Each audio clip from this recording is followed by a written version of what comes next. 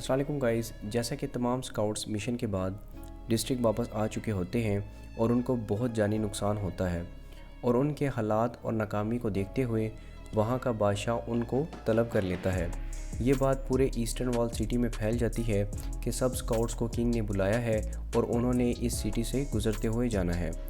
और दूसरी तरफ एनी को दिखाया जाता है जिसका एमपी रेजिमेंट में पहला दिन होता है और वो बहुत थकी हुई होती है और वो सब लाइन में खड़े अपने सीनियर का वेट कर रहे होते हैं ताकि वो आकर उनको उनकी ड्यूटीज़ बताएं और ऑर्डर्स दें। थोड़ी ही देर बाद उनका सीनियर आ जाता है और उनको बताता है कि अब से 45 मिनट बाद यहाँ से स्काउट्स का काफ़िला गुजरना है और हमारा काम उनको सिक्योरिटी देना है जब तक वो सही सलामत बादशाह तक ना पहुँच जाएं। एनी ये सुन के हैरान हो जाती है कि स्काउट्स यहाँ क्यों आ रहे हैं और ठीक 45 मिनट बाद स्काउट्स का काफ़िला सिटी में दाखिल हो जाता है और तमाम एमपी रेजिमेंट उनकी सिक्योरिटी के लिए साथ मौजूद होती है। एनी भी काफ़िले के साथ मौजूद होती है कि अचानक आर्मिन उसको आवाज़ देता है और एनी उसके बात सुनने के लिए उसके पास चली जाती है। एनी आर्मिन को वहाँ इस तरह देख के हैरान हो जाती है और उससे पूछती है कि ये सब यहाँ क्या चल रहा है।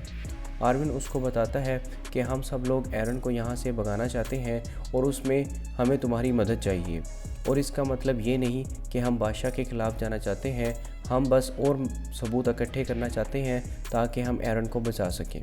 एनी कहती है कि तुम किस सबूत की बात कर रहे हो और आर्मिन उसको बताने से इनकार कर देता है। ये सब सुनने के बाद एनी मदद करने से इनकार कर देती है। आर्मिन कहता है कि ये सब लोग एरन को मारना चाहते हैं क्योंकि ये सब इससे डरते हैं और हमें उसको हर हाल में बचाना होगा और उसमें सिर्फ हमारी मदद तुम ही कर सकती हो और हमें यहाँ से निकाल सकती हो। आर्मिन के मनाने के बाद एनी मान जाती है और जाने से पहले अपनी उंगली में एक अंगूठी डाल लेती है और इस तरह आर्मिन, एरन और मिकिसा एनी के पीछे चल पड़ते हैं। और दूसरी तरफ जीन को दिखाया जाता है जो स्काउट्स के काफ़िले के साथ एरन के बेस में शामिल होता है और उसको एमपी रेजिमेंट एरन समझ के किंग के पास लेकर जा रही होती है। और इधर आर्मिन, मिकिसा, एरन और एनी उस अंडरग्राउंड रास्ते के पास पहुंच जाते हैं जो दीवार के बाहर वाले गेट पे जाकर निकलता है। एनी उन सब को नीचे जाने से इनकार कर देती है और वो समझ जाती है कि ये सब उसको फंसाने की प्लानिंग थी और स्काउट्स ने इस जगह को पूरी तरह से घेरा हुआ है।